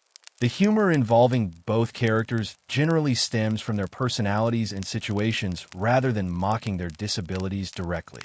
While the series doesn't shy away from disability-related comedy, it typically punches up at societal attitudes and assumptions rather than down at the individuals themselves. This approach allows for genuine humor while maintaining respect for the character's dignity and humanity. Perhaps most importantly, Timmy and Jimmy represent the possibility of full community participation without requiring disabled individuals to be exceptional or inspirational to earn their place. They're valued members of their school and community because they're contributing individuals with their own personalities, interests, and relationships. Their presence normalizes disability while demonstrating that inclusion benefits everyone involved. Their characters demonstrate that authentic representation requires moving beyond simple presence to showcase the full complexity of disabled individuals' lives, relationships, and experiences while neither ignoring disability nor allowing it to overshadow their humanity. The adult characters of South Park create a fascinating paradox, where the people supposedly responsible for guiding and protecting the children often display less emotional maturity, critical thinking, and moral consistency than their young charges. This reversal of expected authority dynamics serves as both comedy and commentary, revealing how societal structures that depend on adult wisdom and leadership can fail when those adults abdicate their responsibilities in favor of personal gratification and ego protection. Mr. Garrison stands as perhaps the most complex example of adult dysfunction masquerading as authority. His journey through various gender transitions, sexual orientations, and personality shifts reflects not genuine self-discovery, but rather a desperate search for an identity that might finally bring him the acceptance and love he craves. His teaching methods consistently prioritize his personal agenda over his students' educational needs. Whether he's using the classroom to work through his own psychological issues or pursuing political ambitions that have nothing to do with pedagogy. The evolution of Mr. Garrison's character reveals the danger of placing unstable individuals in positions of authority over vulnerable populations. His students learn to navigate his mood swings, political rants, and personal crises while still trying to receive an education, developing resilience and adaptability that their teacher should be providing rather than requiring. The fact that these children continue to learn and grow despite, rather than because of his instruction, speaks to their inherent resourcefulness and the failure of institutional oversight. Principal Victoria, during her tenure, represented a different type of adult failure. The well-intentioned authority figure whose adherence to bureaucratic procedures often prevented effective problem-solving. Her replacement by PC principle demonstrates how institutional change can occur without necessarily improving outcomes for those the institutions are meant to serve. Both principles prioritize image management and policy compliance over addressing the underlying issues that create problems in their school environment. The teaching staff collectively embodies various forms of professional inadequacy that reflect broader societal issues. From coaches who prioritize winning over student development to teachers who use their positions to pursue personal interests rather than educational goals, the South Park Elementary faculty creates an environment where students must educate themselves while navigating adult incompetence. This dynamic forces the children to develop critical thinking skills and moral reasoning precisely because they cannot rely on adult guidance. The parents of South Park represent another category of adult failure, characterized by their tendency to project their own unfulfilled desires and unresolved conflicts onto their children's experiences. Rather than providing stability and wisdom gained through experience, these adults often compete with their children for attention, validation, and success. Their involvement in their children's activities typically creates more problems than it solves, as their own emotional needs take precedence over their parenting responsibilities.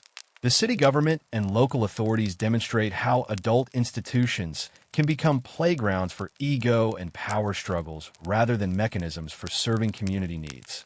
Mayor McDaniels and her staff approach governance as an opportunity for personal aggrandizement rather than public service, making decisions based on political expediency rather than community welfare. Their responses to crises often amplify problems rather than solving them, forcing residents to find their own solutions while navigating bureaucratic obstacles. The media figures and business leaders in South Park represent adult authority gone wrong in different ways. News anchors prioritize sensationalism over accuracy. Business owners exploit their positions for personal gain, and community leaders use their platforms to pursue personal vendettas rather than serve their constituents. These authority figures demonstrate how power and platform can corrupt individuals who lack the moral foundation necessary to use these advantages responsibly. Religious and spiritual leaders in the community often fail to provide the moral guidance their positions suggest they should offer. Instead of helping community members navigate ethical dilemmas or find meaning in difficult circumstances, these figures frequently become embroiled in petty conflicts, personal scandals, or ideological battles that serve their own interests rather than their congregation's spiritual needs. Their failures leave community members to develop their own moral frameworks without institutional support. The police and emergency services represent perhaps the most concerning form of adult institutional failure, as their incompetence directly endangers community safety. Their inability to assess situations accurately, respond appropriately to genuine threats, or prioritize actual emergencies over personal convenience creates an environment where citizens cannot rely on professional protection. This forces community members, including children, to develop their own safety strategies and conflict resolution skills. Healthcare professionals and other service providers often prioritize financial gain or personal convenience over patient care and professional responsibility. Their failures create situations where people must advocate for themselves in areas where they lack expertise, leading to preventable suffering and systemic neglect of vulnerable populations. These professional failures force community members to become more self-reliant while highlighting the dangers of unchecked professional authority. The cumulative effect of these adult failures creates a community where children must mature rapidly to compensate for the adults' emotional immaturity and institutional incompetence. The students of South Park Elementary develop problem-solving skills, moral reasoning, and emotional resilience not because their community supports these developments, but because survival requires them to exceed their developmental stage. This pattern reveals how adult abdication of responsibility can paradoxically accelerate child development in some areas, while creating trauma and instability in others. The children's remarkable competence in crisis situations contrasts sharply with their need for basic security and guidance that the adult community consistently fails to provide. Their ability to function despite this neglect speaks to human resilience, but also highlights the unnecessary burden placed on young people when adults refuse to fulfill their societal roles. The adult characters of South Park demonstrate how institutional authority can persist even when those holding positions of power lack the competence, wisdom, or moral foundation necessary to exercise that authority responsibly. Their failures serve as cautionary tales about the importance of accountability, professional standards, and genuine commitment to service rather than self-interest. Most importantly, they illustrate how communities can survive and even thrive when younger generations refuse to perpetuate the dysfunction they inherit, choosing instead to develop their own standards for responsible behavior and effective leadership. The Broflovsky family represents one of South Park's most complex family units, where individual struggles with identity, morality, and belonging create dynamics that reflect broader themes about cultural assimilation, generational differences, and the challenge of maintaining family cohesion while pursuing personal growth. Each family member's journey illustrates different aspects of the immigrant experience and the ongoing negotiation between tradition and adaptation that defines many American families. Gerald Broflovsky's transformation from respected lawyer to internet troll reveals the psychological pressures that can accumulate beneath a veneer of professional success and community respectability. His secret online life, as Skank at 42, represents more than simple midlife crisis. It reflects the disconnect between public expectations and private frustrations that can develop when someone's identity becomes too rigidly defined by external validation. His trolling behavior serves as an outlet for expressing the cynicism and anger that his professional role requires him to suppress. This dual existence creates fascinating tension within Gerald's character development. As a lawyer, he's trained to argue within structured systems and respect established procedures, yet his trolling represents complete rejection of social conventions and consequences. His ability to compartmentalize these contradictory behaviors demonstrates the psychological sophistication required to maintain multiple identities, while also revealing the emotional costs of living authentically only in anonymous digital spaces. Gerald's relationship with his family suffers from his inability to integrate his various identities into a coherent whole. His love for Sheila, Kyle, and Ike is genuine, but his secret activities create distance that undermines the intimacy and trust necessary for healthy family relationships. His struggle to balance personal desires with family responsibilities reflects broader challenges faced by individuals trying to maintain individual identity within family structures that may not accommodate their full complexity. Sheila Broflovsky's activism and community involvement represent a different approach to managing identity and influence within South Park's social structure. Her passionate advocacy for various causes stems from genuine desire to protect her family and community, yet her methods often create more problems than they solve. Her tendency to escalate conflicts and rally others to her causes reflects both admirable commitment to her values and troubling inability to consider unintended consequences of her actions. The evolution of Sheila's activism throughout the series reveals how good intentions can become destructive when driven by anxiety rather than wisdom. Her maternal instincts, while admirable, often manifest as overprotectiveness that limits her children's ability to develop independence and resilience. Her campaigns against various threats to childhood innocence reflect genuine concern, but also demonstrate how parental fear can become a form of control that serves adult emotional needs rather than children's developmental requirements. Sheila's relationship with her cultural identity creates additional complexity in her character development. Her Jewish heritage provides both strength and source of anxiety as she navigates between preserving tradition and adapting to contemporary American culture.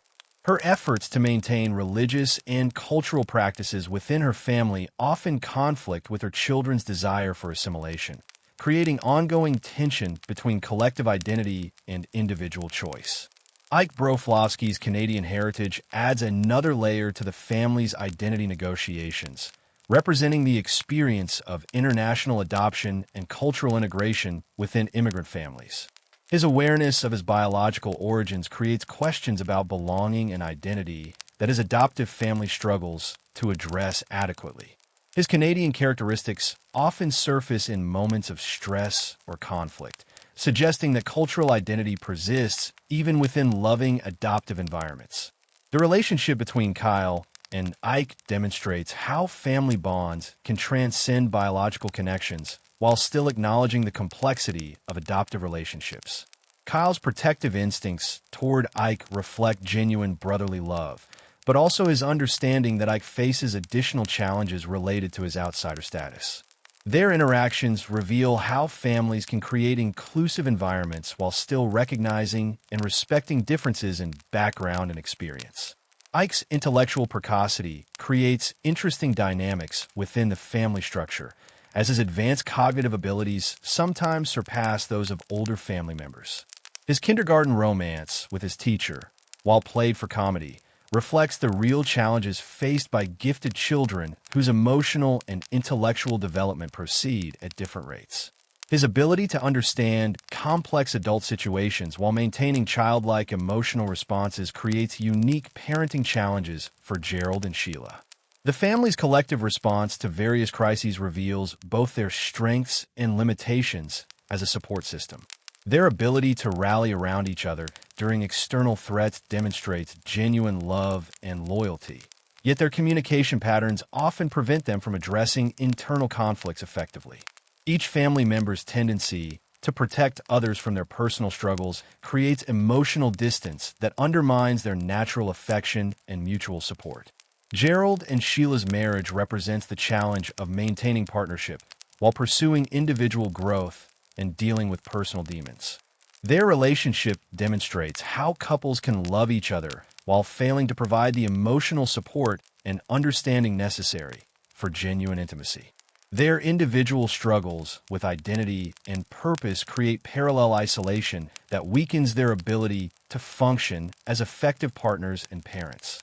The Broflovsky family's position within South Park's social hierarchy reflects the broader experience of minority families trying to maintain cultural identity while achieving acceptance and success within majority communities.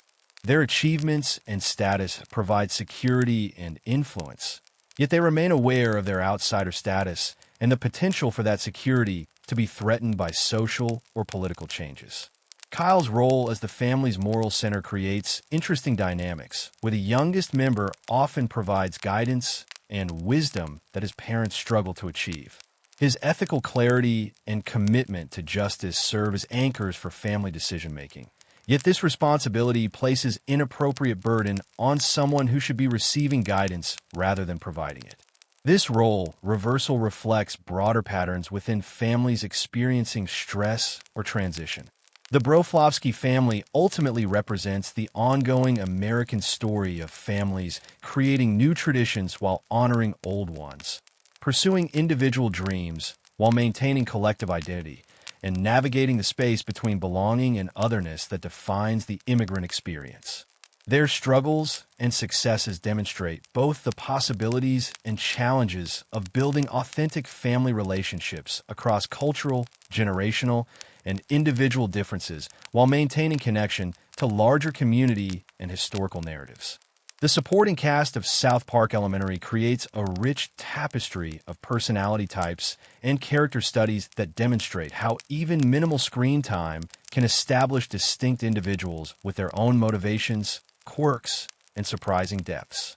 These characters, while not central to most storylines, provide the social ecosystem that makes South Park feel like a real community rather than just a backdrop for the main character's adventures.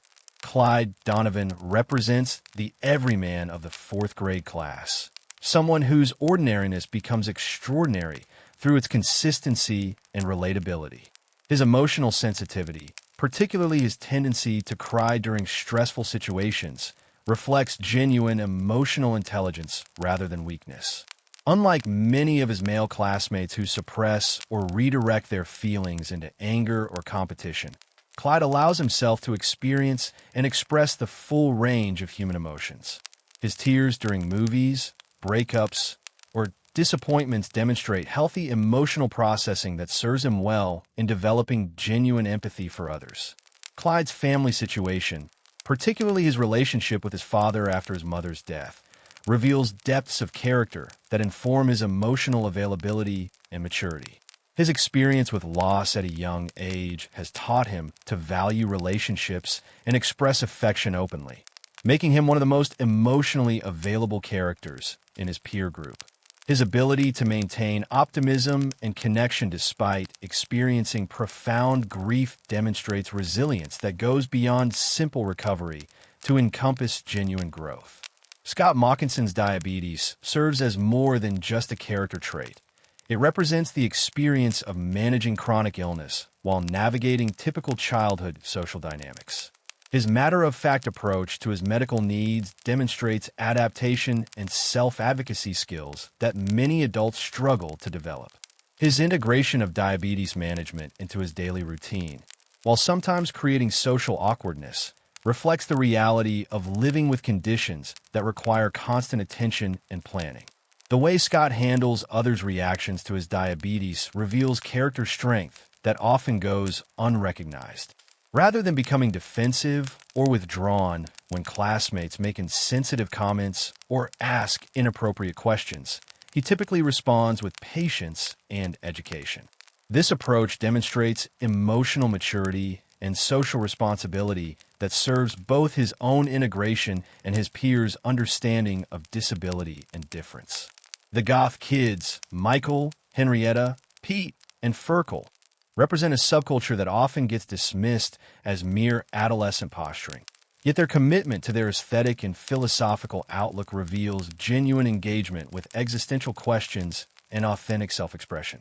Their rejection of mainstream social values isn't simple rebellion, but rather conscious choice to prioritize authenticity over acceptance. Their elaborate rituals, specialized knowledge, and group loyalty demonstrate the same social needs met by more conventional peer groups, just expressed through different cultural frameworks. The internal dynamics within the Goth group reveal sophisticated social hierarchies and relationship patterns that mirror those found in any tight-knit community. Their disputes over authenticity, their protective instincts toward younger members like Ferkel, and their collective response to external threats demonstrate genuine care and loyalty beneath their nihilistic exterior. Their commitment to supporting each other through difficult times reflects understanding that community and connection matter, even within philosophies that emphasize individual alienation. Kevin Stoley's obsession with Star Wars and Asian culture creates a character study in how specialized interests can become central to identity formation during adolescence. His encyclopedic knowledge of science fiction and his attempts to incorporate Asian cultural elements into his daily life reflect genuine passion rather than superficial appropriation. His dedication to his interests, even when they make him a target for ridicule, demonstrates the courage required to maintain authentic interests in environments that often reward conformity. The way Kevin integrates his various interests into a coherent personal identity shows sophisticated self-concept development that many adults struggle to achieve. His ability to find connections between seemingly disparate elements, science fiction narratives, martial arts philosophy, academic achievement, reflects creative thinking and synthesis skills that serve him well beyond his specific interests. Pip Pirup's brief tenure as a South Park student before his departure and eventual death provided a study in cultural displacement and the challenges of maintaining identity while seeking acceptance. His persistent optimism and politeness in the face of consistent rejection and abuse demonstrated remarkable psychological resilience. His character served as a reminder that kindness and good intentions don't guarantee social success, particularly for those who are perceived as different or foreign. The various other background characters, Dog Poo, Jason, Foss McDonald, and others, each represent different approaches to navigating elementary school social dynamics. Some seek attention through outrageous behavior. Others maintain low profiles to avoid conflict, and still others find their niches through specialized talents or interests. Their collective presence creates the social environment that the main characters navigate, providing both opportunities for connection and challenges for inclusion. The girls who aren't part of Wendy's immediate circle, Heidi Turner, Nicole Daniels, and others, demonstrate different approaches to friendship, academic achievement, and social navigation. Their relationships often appear more collaborative and supportive than the competitive dynamics frequently displayed among the boys, reflecting different socialization patterns and communication styles that serve them well during both typical school situations and various crises.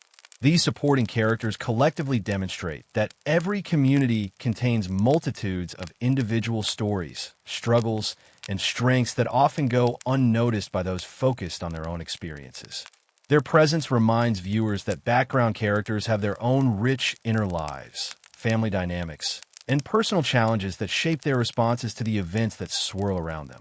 Perhaps most importantly, these minor characters serve as a reminder that labels and first impressions often fail to capture the complexity of individual personalities and experiences. The diabetic kid, the goth kids, the crying kid, and the nerdy kid all transcend their apparent categories to reveal the full humanity that exists within every person, regardless of their role in any particular narrative. Their continuing presence throughout the series creates continuity and community that makes South Park feel inhabited rather than constructed, populated rather than scripted, lived in rather than performed. South Park's approach to character development over its remarkable 25-plus season run reveals a sophisticated understanding of how personalities can evolve while maintaining their essential core traits. Unlike many long-running series that either keep characters static to maintain recognizable dynamics or change them so dramatically that they become unrecognizable, South Park has managed to create characters who grow and adapt to new circumstances while remaining fundamentally true to who they've always been. The most dramatic character evolution belongs to Randy Marsh, whose transformation from background geology enthusiast to central figure perfectly illustrates how circumstances can reveal hidden aspects of personality that were always present but never expressed. Randy's capacity for obsession, his need for attention, and his inability to accept mundane reality were evident even in early episodes. But they manifested differently when he was constrained by professional responsibilities and social expectations. As these constraints loosened over time, his true nature emerged more fully, creating the impression of character change while actually revealing character consistency. This evolution reflects the series' understanding that people don't fundamentally change their core personalities. They simply find new ways to express existing traits as their circumstances and opportunities shift. Randy's journey from respected professional to chaotic entrepreneur demonstrates how life transitions can unmask aspects of personality that were always present but previously channeled into more socially acceptable outlets.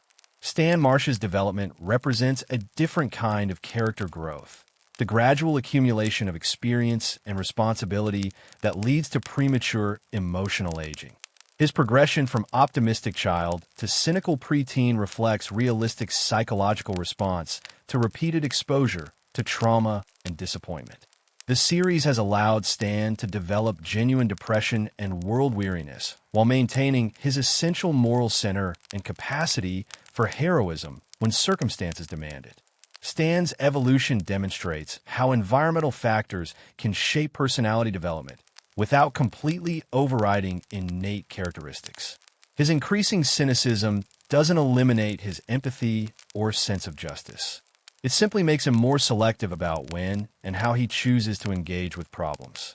This selective engagement represents adaptive behavior rather than character deterioration, showing psychological sophistication in how he manages his emotional resources. Kyle Broflovsky has remained perhaps the most consistent character throughout the series. Yet this consistency itself represents a form of character development. His unwavering commitment to moral principles in the face of increasing evidence that the world often punishes rather than rewards ethical behavior demonstrates remarkable psychological resilience. His character growth manifests not in changing his values, but in developing more sophisticated strategies for advocating those values effectively. Kyle's evolution shows how characters can develop depth through intensification rather than transformation. His moral clarity has become more nuanced over time, his arguments more sophisticated, and his understanding of human psychology more complex. Yet his fundamental commitment to doing what's right remains unchanged. This approach to character development demonstrates that growth can occur through deepening existing traits rather than replacing them with new ones. Eric Cartman presents perhaps the most complex case study in character consistency versus development. While his capacity for manipulation and self-interest has remained constant, his methods have become increasingly sophisticated and his schemes more elaborate. His character development manifests in improved strategic thinking and enhanced psychological manipulation skills rather than moral growth or increased empathy. Cartman's evolution illustrates how negative character traits can develop and intensify just as positive ones do. His increasing competence at achieving his selfish goals represents genuine growth in intelligence and capability, even when those abilities are directed toward destructive ends. This realistic portrayal of how all personality traits, not just admirable ones, can develop over time adds complexity to discussions of character growth and moral development. Kenny McCormick's development has been more subtle but equally significant, as his experiences with death and resurrection have gradually shaped his worldview and relationships. His increasing role as Mysterian reflects growing comfort with his unique situation and desire to use his unusual circumstances for positive purposes. His character growth demonstrates how individuals can find meaning and purpose even in the most bizarre and traumatic circumstances. The supporting characters have shown varying degrees of development, with some remaining essentially static while others have revealed unexpected depths over time. Butter's evolution from simple innocent to someone who maintains optimism as a conscious choice represents significant character growth that doesn't compromise his essential sweetness. His development shows how characters can become more complex without losing their defining characteristics. The series' approach to character relationships has also evolved, with friendships deepening and becoming more nuanced over time. The boys' group dynamic has shifted to accommodate their individual growth while maintaining the essential bonds that hold them together. Their ability to remain friends despite developing different interests, values, and coping strategies reflects realistic relationship evolution that many long-running series struggle to achieve. Perhaps most impressively, South Park has managed to evolve its characters while maintaining the comedic dynamics that make the series entertaining. Character growth enhances rather than undermines the humor, as more complex personalities create richer opportunities for both comedy and genuine emotional moments. This balance between development and entertainment demonstrates sophisticated understanding of how character evolution can serve multiple narrative purposes simultaneously. The series has also shown wisdom in recognizing which characters benefit from evolution and which work better remaining relatively static. Some characters serve specific functions within the show's universe that would be compromised by significant development, while others have personalities complex enough to sustain ongoing growth and change. The adult character's development, or lack thereof, provides commentary on how psychological growth can stagnate when individuals refuse to accept responsibility or learn from their experiences.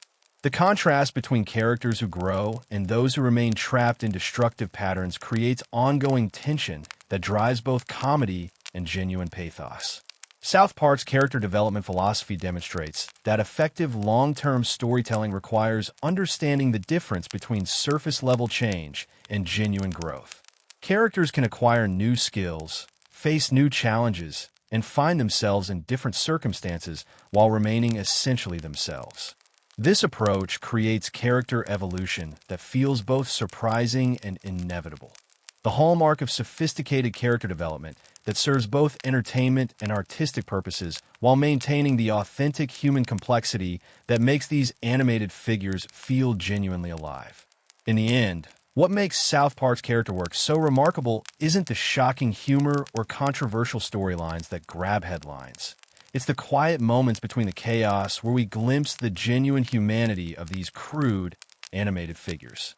These details we've explored together, from Stan's musical talents to Butter's resilient optimism, from Kenny's hidden wisdom to Kyle's burden of always being right, create a tapestry of human experience that transcends the show's reputation for pushing boundaries and courting controversy.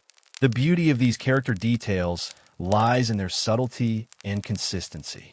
While South Park episodes might tackle wildly different topics from week to week, from social media trends to political scandals to supernatural mysteries, the characters remain fundamentally themselves, reacting to new situations in ways that feel authentic to who they've been established to be over decades of storytelling.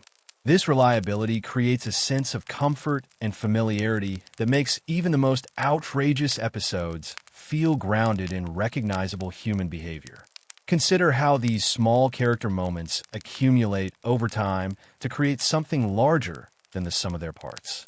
Stan's gradual development of depression isn't just a single episode's plot point. It's a realistic portrayal of how constant stress and responsibility can affect young people's mental health. Kyle's evolution from earnest moral crusader to someone who understands the complexity of ethical decision-making reflects genuine character growth that happens so gradually it's easy to miss unless you're paying close attention. The fact that these developments occur largely in the background of episodes focused on other topics demonstrates the sophistication of the show's character work.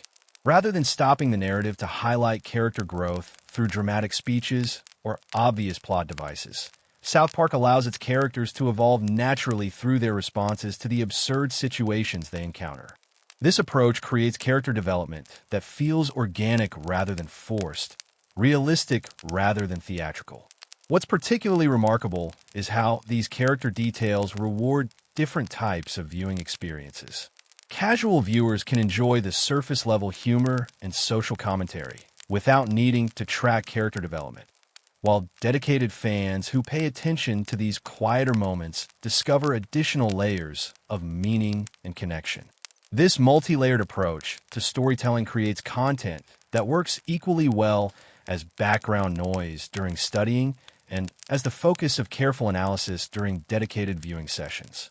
The consistency of these character traits across hundreds of episodes spanning decades speaks to the careful attention paid by the creative team to maintaining character integrity, even as the show's focus and style have evolved.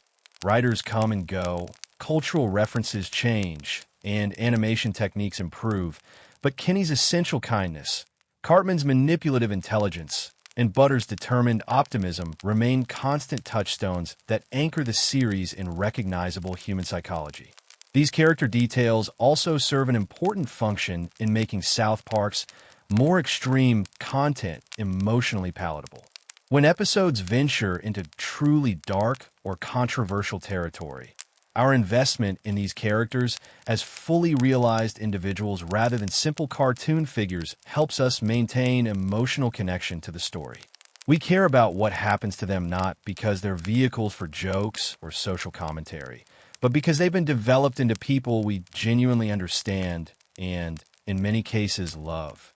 The show's approach to character flaws deserves particular recognition for its honesty and complexity. Rather than creating perfect protagonists or irredeemably evil antagonists, South Park presents characters whose positive and negative traits coexist in realistic ways. Kyle's moral certainty can become self-righteousness, Stan's heroism can turn into martyrdom, and even Cartman's worst behaviors sometimes stem from genuine emotional needs that have been twisted by circumstance and poor guidance. This psychological realism extends to the show's portrayal of growth and change, which happens slowly and imperfectly rather than through dramatic transformations. Characters don't overcome their flaws through single revelatory moments. They gradually develop better coping strategies, learn from repeated mistakes, and find healthier ways to express their essential natures. This realistic approach to personal development makes their struggles more relatable and their victories more meaningful. The quiet moments we've explored also reveal how South Park functions as a form of comfort media, despite its reputation for shock value. Like a familiar neighborhood where you know all the residents' quirks and habits, South Park becomes a place viewers can return to for the reassurance of predictable personalities navigating unpredictable situations. The character's consistency provides stability in a show that deliberately courts chaos and controversy.